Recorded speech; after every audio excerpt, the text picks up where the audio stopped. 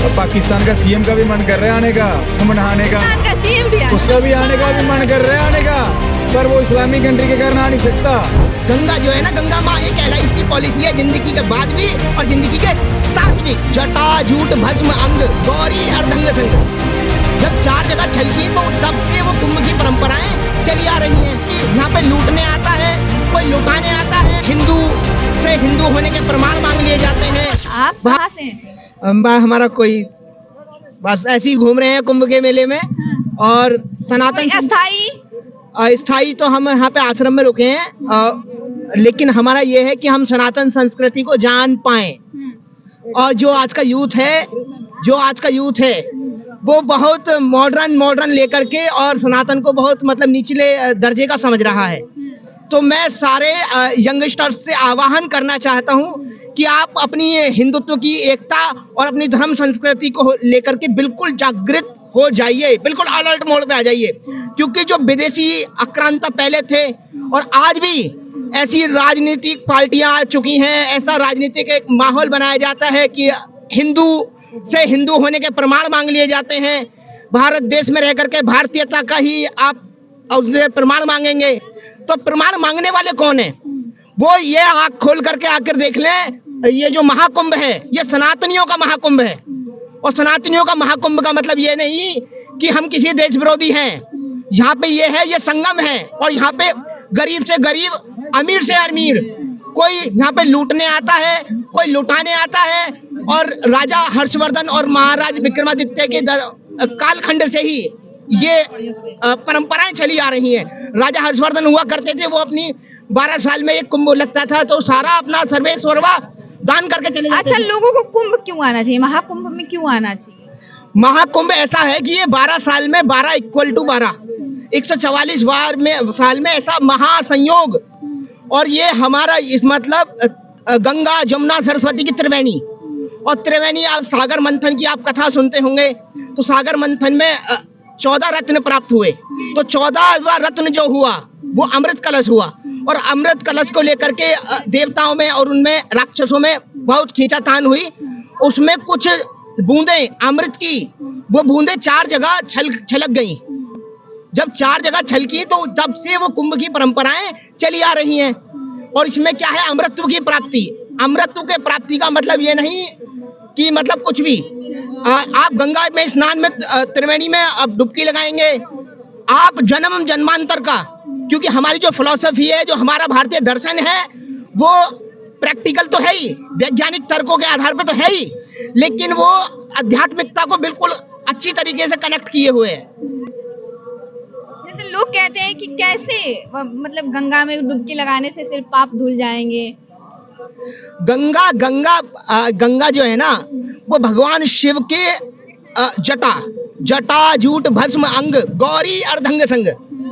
तो जटा जूट भस्म अंग का मतलब ये है, भगवान जब भगीरथ, राजा सगर के पुत्र हुए भगीरथ, और भगीरथ ने इतने हजारों वर्षों तक तप किया। और गंगा जो है हमारी जीवन दायिनी, मोक्ष दायिनी। और गंगा को आप पहले तो दृष्टि उसका जो आपको चेंज करना पड़ेगा। दृष्टि कैसे है? गंगा माँ हमारे लिए आर्थिक दृष्टि से, जहाँ से गंगा जाती है और जहाँ से निकलती है और जहाँ को जाती है, सारे घाट, सारी इकोनॉमी व्यवस्था को बनाए हुए है। और जितनी भी खेती बाड़ी, जितना भी व्यवस्था है, जो कृषि, हमारा कृषि प्रधान देश है, अगर गंगा माँ ना हो तो हम कैसे अन्न अनाज कैसे खा पाएंगे? और मृत होने के बाद भी गंगा जो है ना, गंगा माँ एक LIC पॉलिसी है, जिंदगी के बाद भी और जिंदगी के साथ भी। नमः पार्वती पते हर हर महादेव। तो इसमें बाबा विश्वनाथ का एक श्लोक आता है, गंगा तरंग रमणीय जटा कलापम, गौरी निरंतर विभूषित वामभागम, नारायणम प्रियम मदंग मदांग पहारम, वाराणसी पुरपतिम भज विश्वनाथम। तो भगवान शंकर ही एक ऐसे महापुरुष थे कि जो माँ गंगा का वेग अपने जटा में संभाल पाए, और उन्हीं के कारण है कि हमारी जो धर्म भूमि है, जन्म भूमि है, कर्म भूमि है, ये हमारा भारत है, और हम हर भारतीय को ये गौरवान्वित होना चाहिए। लेकिन ये मॉडर्न के जमाने के चक्कर में ना पड़ो। जो पढ़ना चाहता है वो एक बार आके हमारे कुंभ की एक समागम देखिए। ना कोई किसी का आप मतलब अप्रिय घटनाएं सुन रहे हैं, कहीं सुना? सब अपने आप से मस्त मगन अल्लड़, किसी प्रकार का कोई भेदभाव नहीं है। कोई भेदभाव नहीं है। भेदभाव के ऊपर राजनीतिक स्टंट में लड़ाया जाता है। तुम ये हो, तुम ये हो, तुम अगले हो, तुम पिछड़े हो, तुम वो हो, तुम फलाना, तुम ढिकमाक। क्या है ये राजनीति करने वाले आंख खोलकर यहाँ पर आए और हमारी भारतीय परंपरा की जो एक इतनी बड़ी विचारधारा है, उस विचारधारा को साक्षात अपनी आंखों से देखो। कहने से बात नहीं बनती, कहने से बात नहीं बनती। राजनीति का बात की, राजनीति में भी एक सांसद हैं, उन्होंने ये कहा कि जो पाप करते हैं वही गंगा में नहाने जाएंगे ना, डुबकी लगाएंगे। भैया वो किसी पे बात ना कहें, पहले खुद आए और खुद डुबकी लगा लें। किसी का हम पता है क्या है, कितने अखाड़े आए हैं, कितने लोग आए हैं, कुछ कनेक्ट हैं, कुछ अनकनेक्ट हैं, मतलब नहीं है। सब अपने अल्लड़पन में घूम रहे हैं, बाबा की महाकाल की मस्ती में घूम रहे हैं। तो ऐसा है कि कुछ भी ऐसे मतलब आलतू फालतू बयानबाजी से कुछ नहीं होने वाला। पहले आकर के हमारी हिंदुओं की उदारता देखिए, सनातनी जो है लोग, उनकी उदारता देखिए। लुटाने वाले भी हैं, लूटने वाले भी हैं।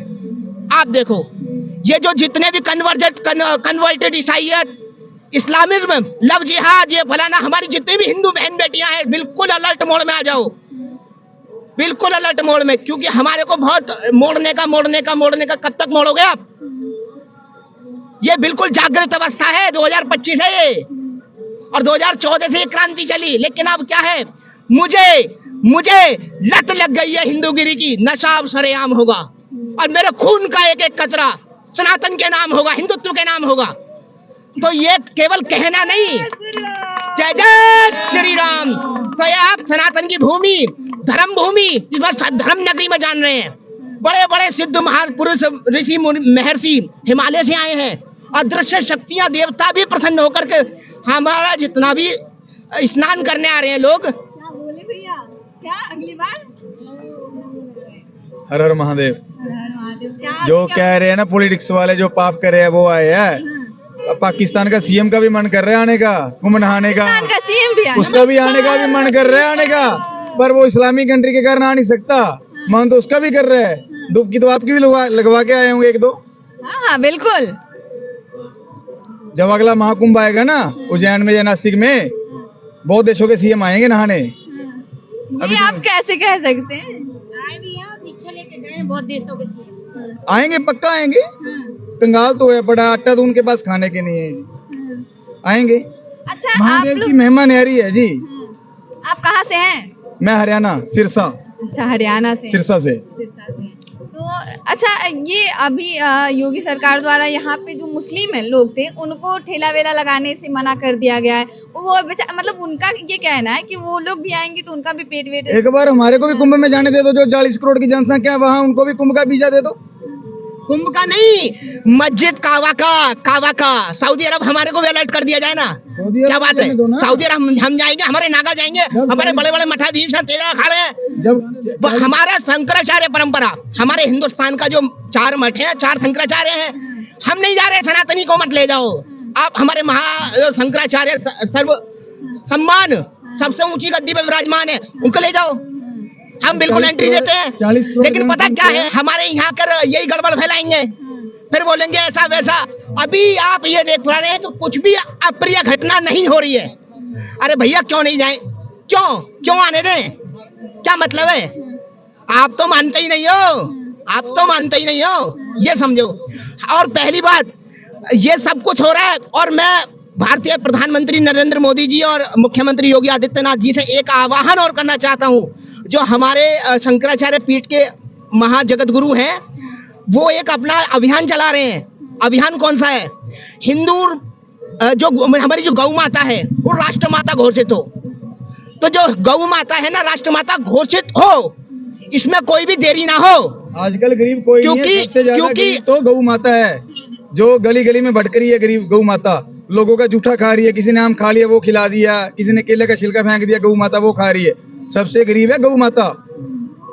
अगर एक हिंदुस्तानी हर रोज का 1-1 रुपया निकाले ना और गौशालों में एसी लग जाए। अच्छा, आप लोग भी सहमत है कि राष्ट्रीय माता घोषित करना चाहिए गौ माता? गौ माता राष्ट्रीय माता होना चाहिए। जो तिरुपति बालाजी में भगवान वेंकटेश्वर है, उनका एक अलग गांव बसा हुआ है जहाँ से फूल पुष्प आते हैं, दूध आता है स्पेशल गौ से। मैं 2 बारी तिरुपति बालाजी गया हूँ, दोनों बारी मुंडन करवा के आया हूँ।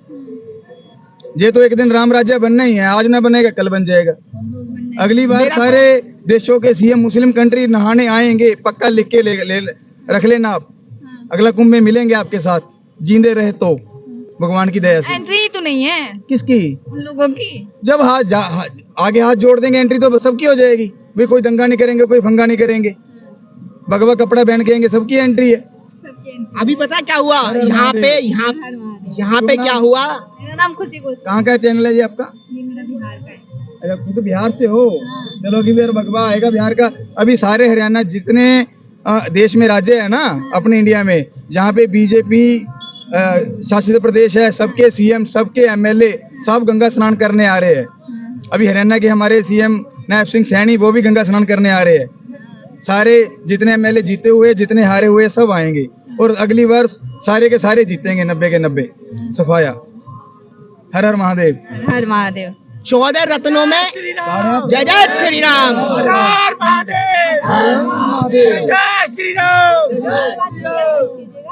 14 रत्नों में एक कामधेनु गाय भी निकली है। 14 रत्नों में कामधेनु गाय। तो मैं ये चाहता हूँ, बस मेरा ये आह्वान है कि इस कुंभ से गौ माता राष्ट्र माता घोषित होकर निकले, इसमें कोई भी देरी ना हो।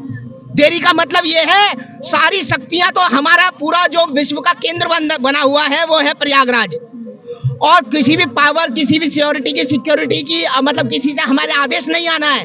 बस मैं ये चाहता हूँ जो हमारे शंकराचार्य पीठम के जो हमारे जगत गुरु हैं, पता है उन्होंने एक संकल्प लिया हुआ है, पूरी शंकराचार्य जी श्री 1008 निश्चलानंद सरस्वती जी महाराज, पूरी शंकराचार्य वाले।